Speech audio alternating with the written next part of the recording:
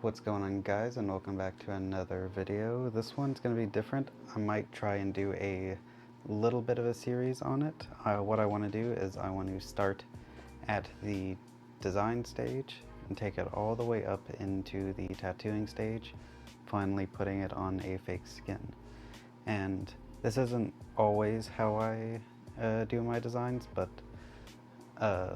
this is like typically how I could imagine doing my designs. So I've got my iPad and I've got my Apple Pencil. Now you don't necessarily need these things, but it definitely so far has made it a lot easier for designing and stuff. And so one thing I like to do is I like to start on my iPad. I like to go into it, and I like to use apps that generate ideas, generate designs. Ones that are specifically good for that are ones for drawing games. For example, this one is called Creo, and what you can do with it is you can either choose a specific like topic, or you can just random it. I really enjoy randoming because I never know what I'm wanting. And then after I get all of these slots filled up, I will then go through and I will re-roll them until I find one that I enjoy. One that I will think, like one that sticks out to me as a tattoo design.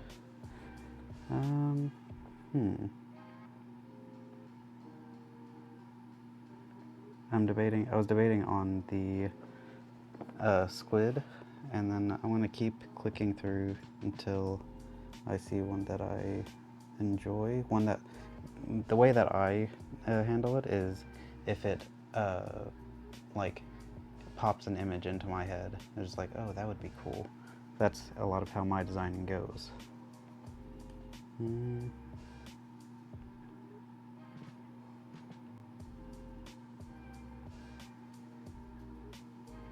You know, one I might do that would just be a very simple one to do is I might go with spear and do a spearhead.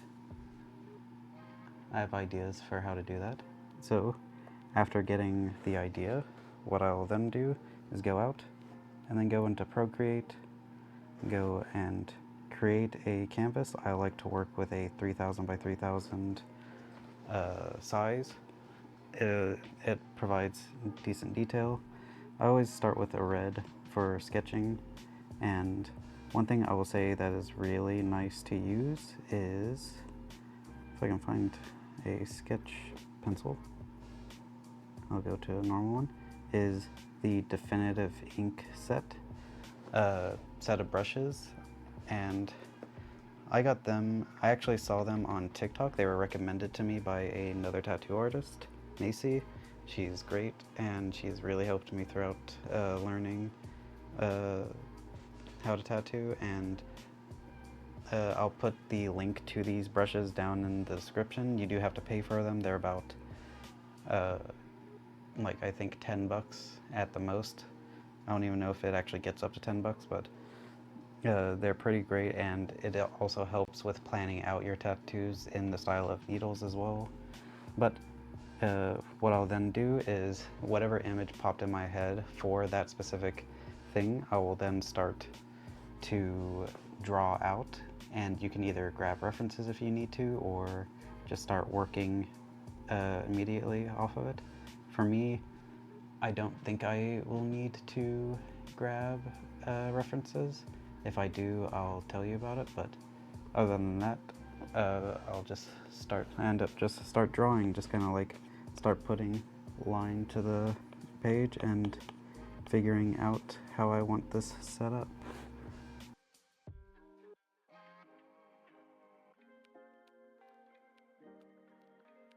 One thing I will say while I'm drawing, like thinking about this design, is that you do not need to to start out, because I'm thinking more in terms of for beginners, one thing I would not focus on as beginners is trying to design a piece for a specific body part.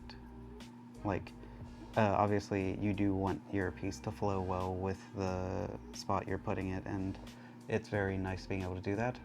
And I will say that to start with, not to focus on that, just focus on trying to make ones that can go basically anywhere, more sticker-like. That's how a lot of my pieces are, is they are a bit more sticker-like, as I've done in the past, and you could basically put them anywhere on the body and make like a patchwork sleeve.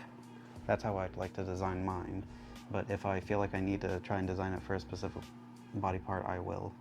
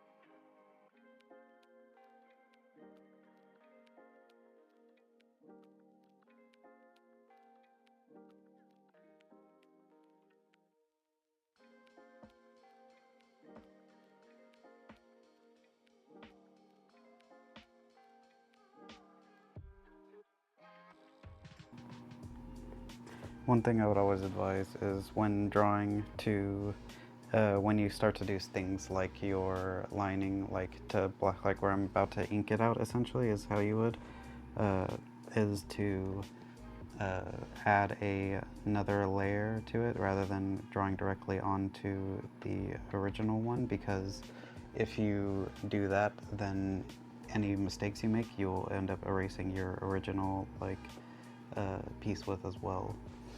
So, like, anytime you do, honestly, for me, anytime I do anything to a piece, like, say, I add, getting it, my pencil's low, anytime I do, say,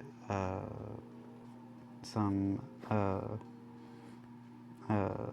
anytime I, like, add shading, anytime I add anything to a piece, I will go in and, like, add a new layer, just so I don't mess up the stuff I've already worked on. No.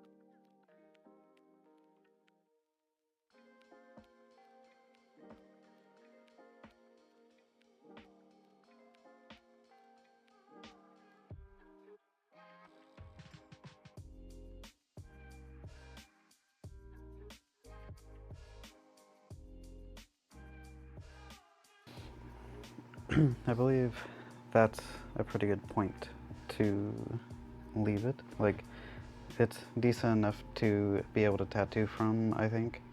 Though I might have to adjust the inner parts right here. Like, give a little bit more,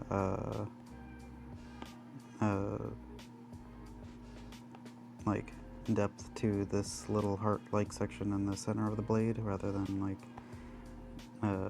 leaving it kind of just filled in like this. So the way I like to do that is adjust my, actually I need to go up there, don't I? Adjust my,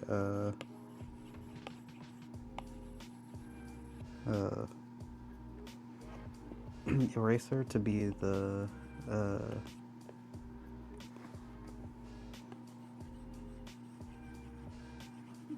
adjust my eraser to be the actual one I'm using, the brush that I'm using.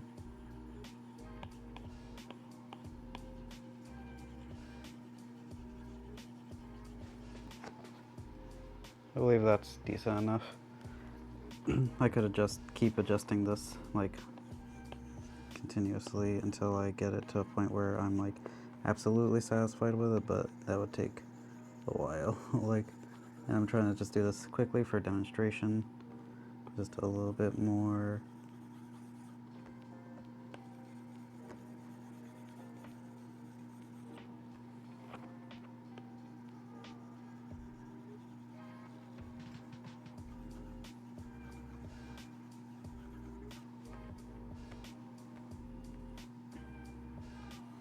I might actually do a small line right next to it, like on this side.